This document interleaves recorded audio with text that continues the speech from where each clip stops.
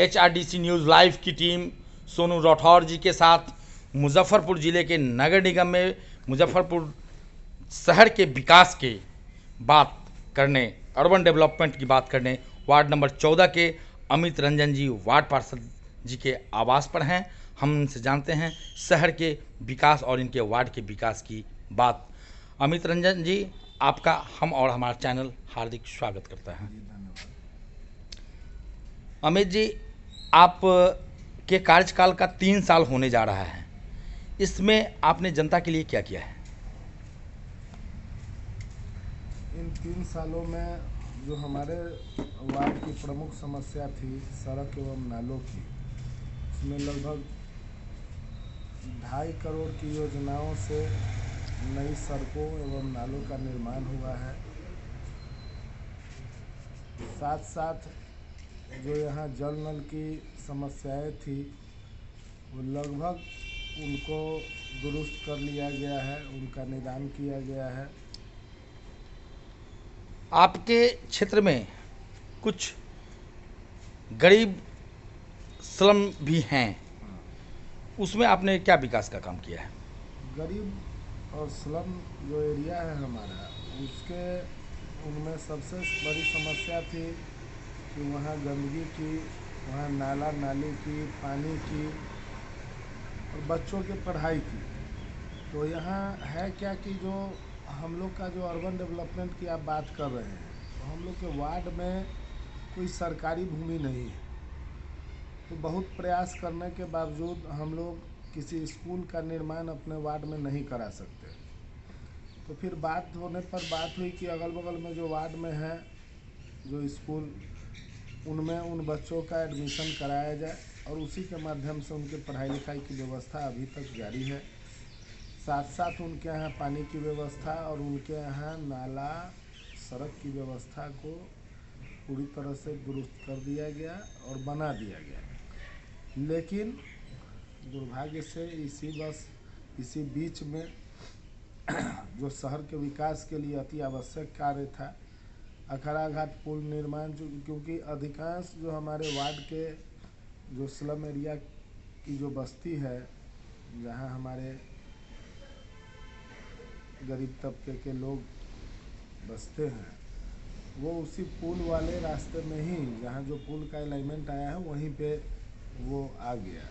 तो फिर जिला प्रशासन के लोगों से जिलाधिकारी महोदय के द्वारा 1-2 जगह चिन्हित किया गया, जहां उन लोगों को हम लोगों ने बताया कि इस जगह जिला प्रशासन से उनको पुनर्वास के लिए जगह दी जाएगी।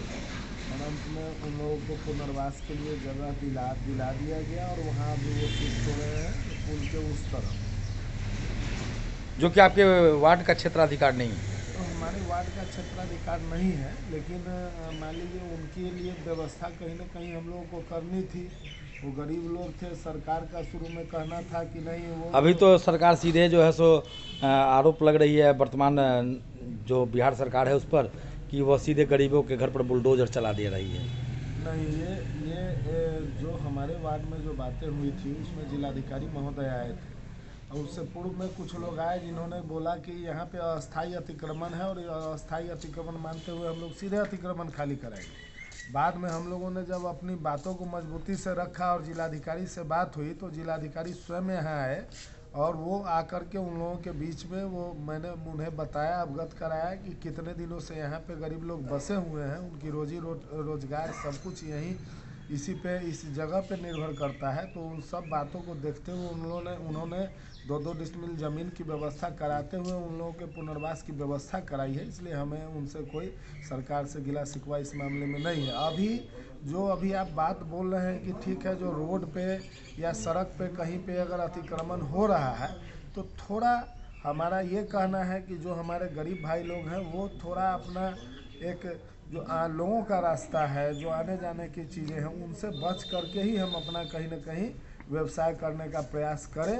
हमारे समझ से बेहतर होगा। सरकार के लिए भी सरकार जनता की है, परंतु हमारा भी कुछ कर्तव्य होना चाहिए, वो भी हम लोगों को देखना होगा।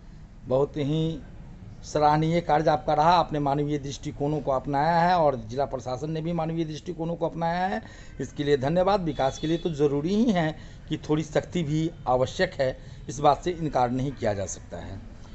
और सबसे महत्वपूर्ण बात ये आ रहा है कि बहुत सारे लोगों का ये भी कहना है कि हमें प्रधानमंत्री आवास योजना से लाभान्वित नहीं कराया गया है। इस विषय में आप क्या कहना चाहेंगे? कि प्रधानमंत्री आवास योजना से जो लाभान्वित की बात है, तो उसमें अपना यहाँ पे जो शहरी क्षेत्र में उनको अपना सरकारी भूमि होना चाहिए, आवश्यक है।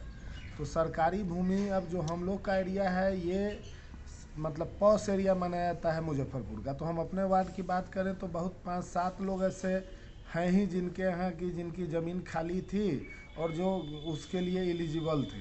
तो उन लोगों का हम लोगों ने खोज करके उन लोगों को प्रधानमंत्री आवास योजना के तहत उनको जो संभव मदद है सरकारी वो दिलवाने का प्रयास किया है, उनको मिला भी है और मिल भी रहा है। कितने सरकारी विद्यालय आपके क्षेत्र में हैं? नहीं, हमारे वार्ड में तो मैंने बोला ना कि एक हमारे यहाँ कोई ज़मीन ही सरकारी नहीं है।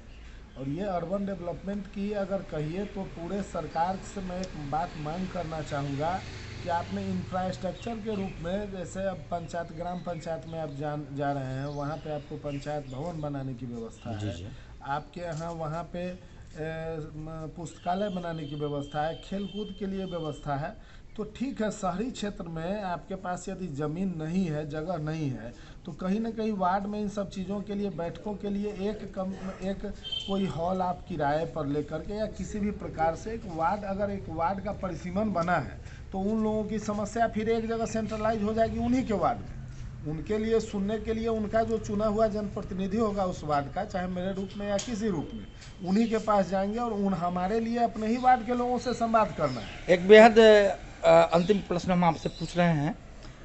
सशक्त अस्थायी समिति की गठन होने वाली है मार्च में। अभी आप सशक्त अस्थायी समिति के सदस्य भी हैं। क्या आप चुनाव में जाएंगे? क्या वो पार्षदों के द्वारा चुना जाना ठीक है, या मेयर अपने स्वेच्छा से कैबिनेट का चयन करें वो अच्छा है? देखिए, जो अपना प्रजातंत्र है, संविधान है, उसमें हम लोग देखते हैं कि जो भी